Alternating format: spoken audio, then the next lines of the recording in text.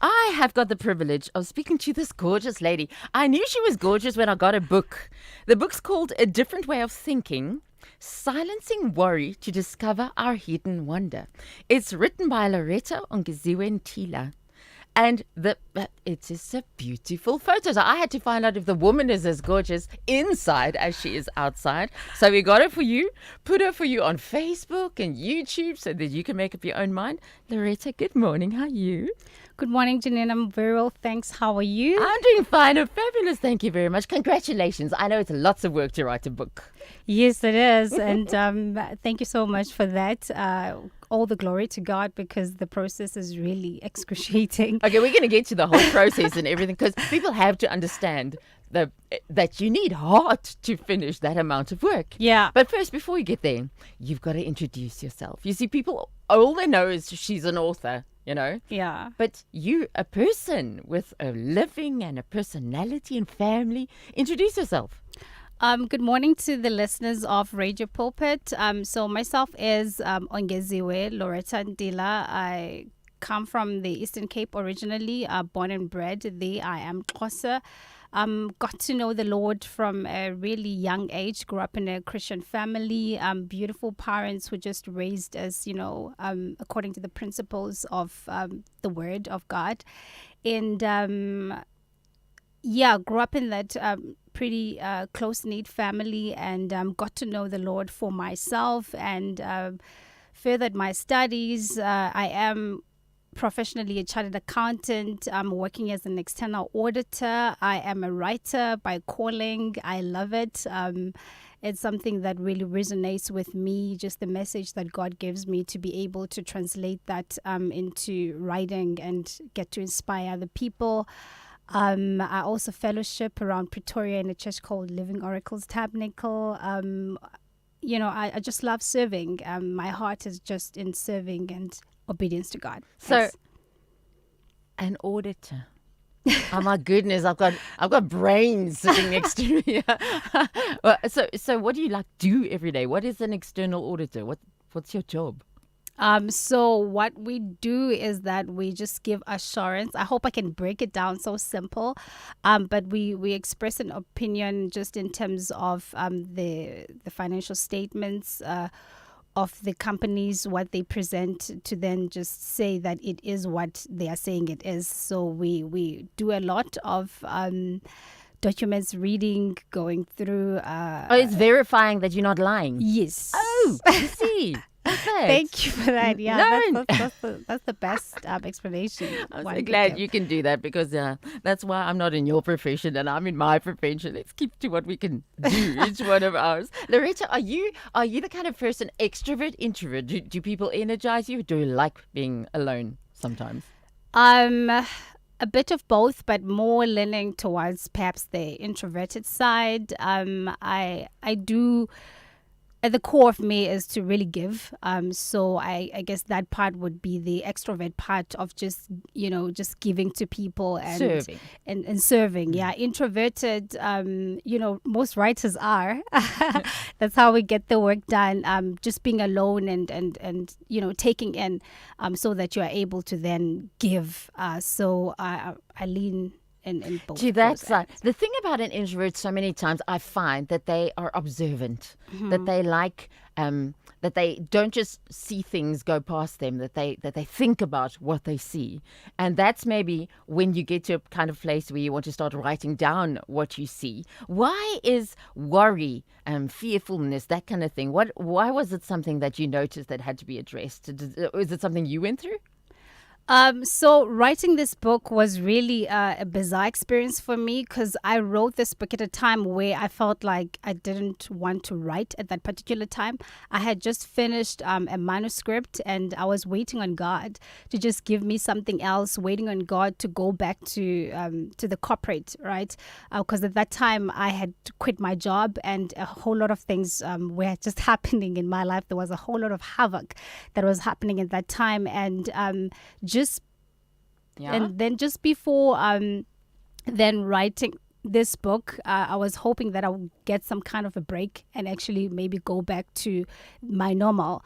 But it was at a time where I started praying that God led me to this book. So I would really not want to take the credit just in terms of having crafted the title and the message of the book. It was a moment of prayer where I was just asking God and seeking what's my next. And he dropped this in my spirit. And the minute that he did, that this was made available to me, I think it then resonated with me so greatly at that point, because I was beginning to be worried just in terms of how my life was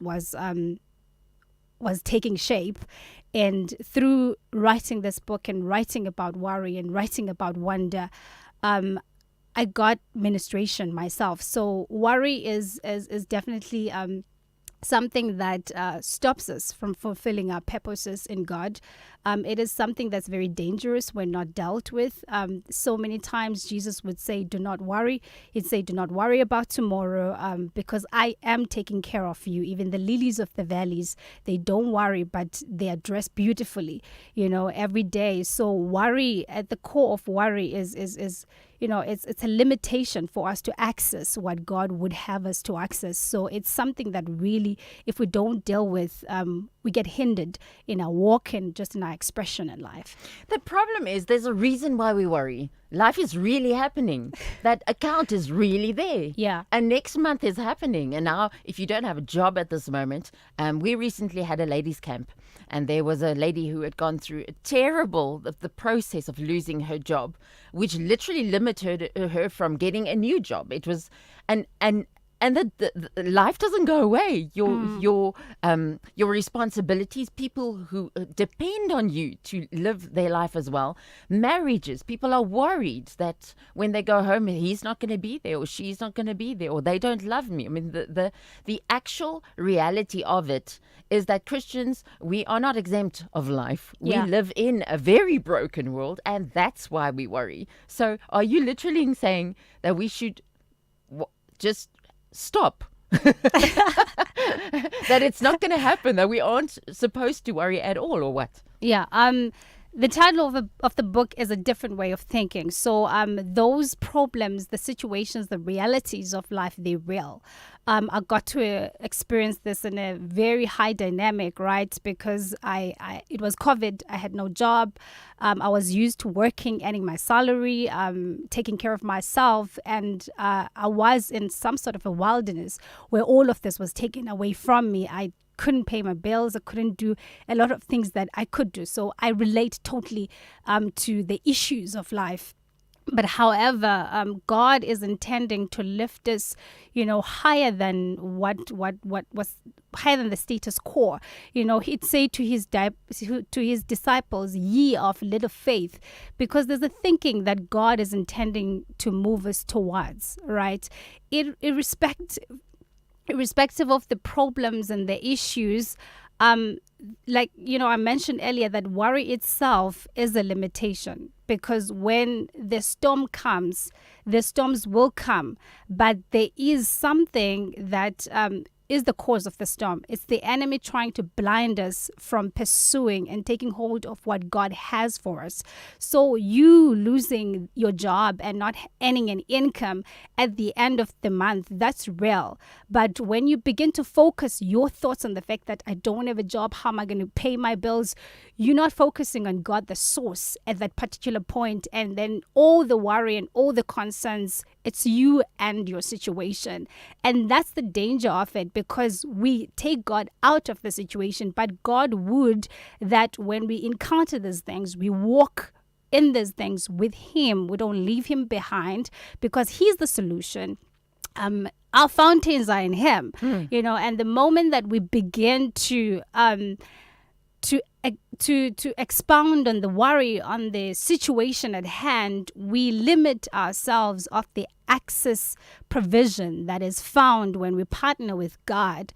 And that is why it's important for us to then talk about worry and to talk about this different way of thinking, to say that, yes, there are bills to be paid. Yes, there are children that are not behaving right at this point, and this causing you to worry, but don't focus on that. Focus on God, because He carries the solution. He's going to get you out. He is God. He's sovereign. He's more bigger than the problem itself. But when we dwell on the problem and focus on the problem, then we lose that opportunity for God to step in. Can I just say, while you were painting that picture, so they're in the boat. All the disciples are in the boat. Here comes Jesus walking on the water. So the worry at that stage was the storm going on around them. Yeah. Which was very real. Yeah. But Peter got out of the boat while all the rest did not. So the worry kept the rest of them in that boat.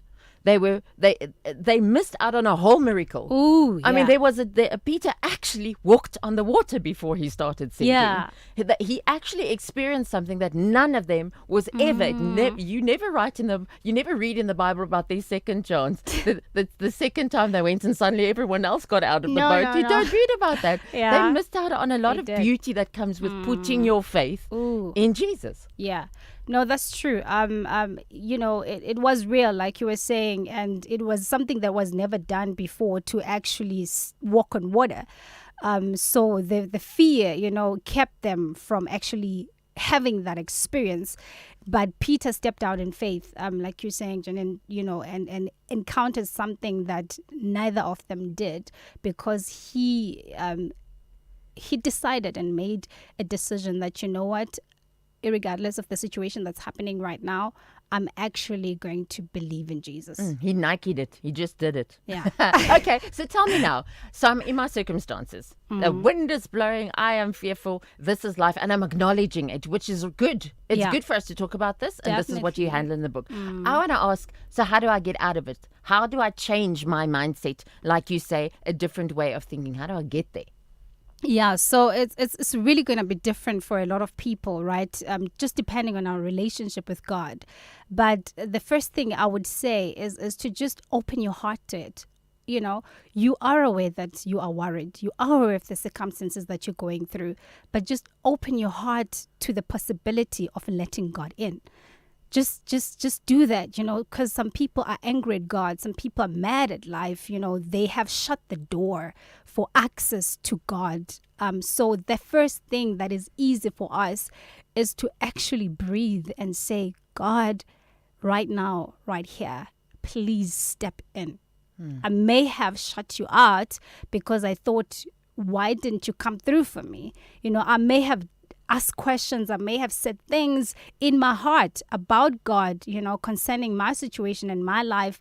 But you know what? Today, I am opening my heart to saying, please step in and help me. He is our Father. It doesn't have to be a very complicated process for us to ask that, because He is already our Father. I think if I were to say that for anybody, that's easy for anyone to do that. And then there's obviously a lot of things that I write about in the book, but that's the one thing, to just let Him in. Just acknowledge it. Yes. I love how Jesus changed the whole direction of that lady at the well. You just go and sin no more. Like, just do it. Go and sin no more. Yeah. Because that's the biggest step, is that first step, isn't it? Yes, it is. And it's all about believing, right?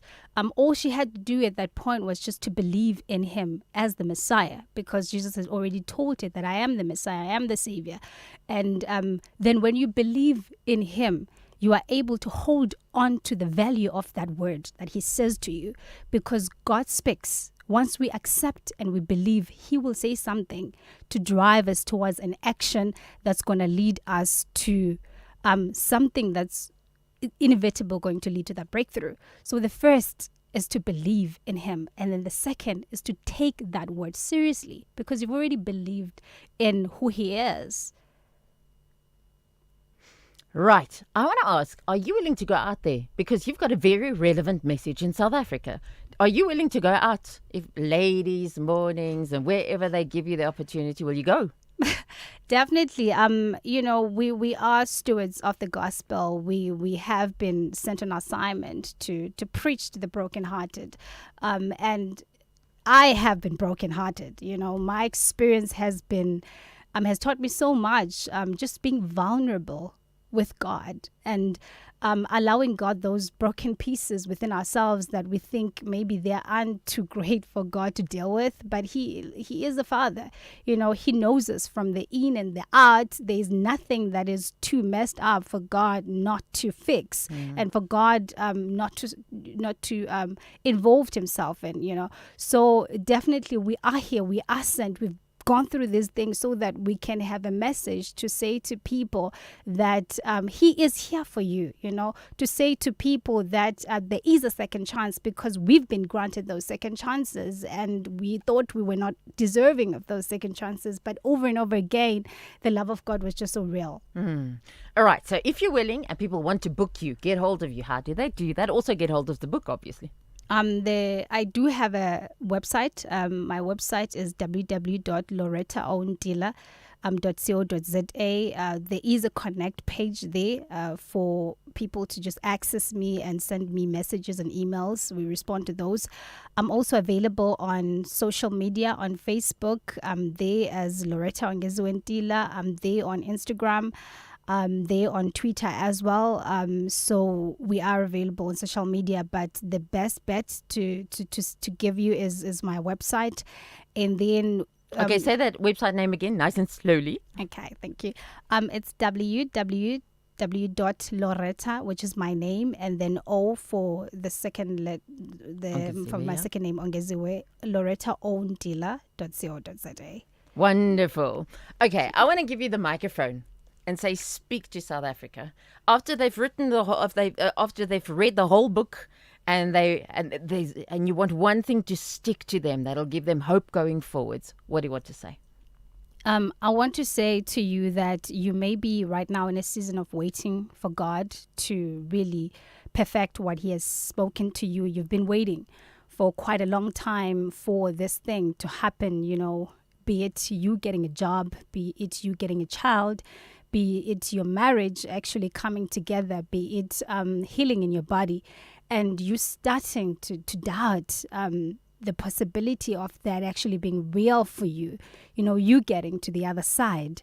I want to encourage you to wait, because I am a living testimony that God is true to His word. Whatever the circumstances, whatever the trouble, whatever the mess, the chaos. But I want to tell you that you can believe in God. Even if it's been long, you can believe in God. Miracles still happen. He is the provider. He is Jireh.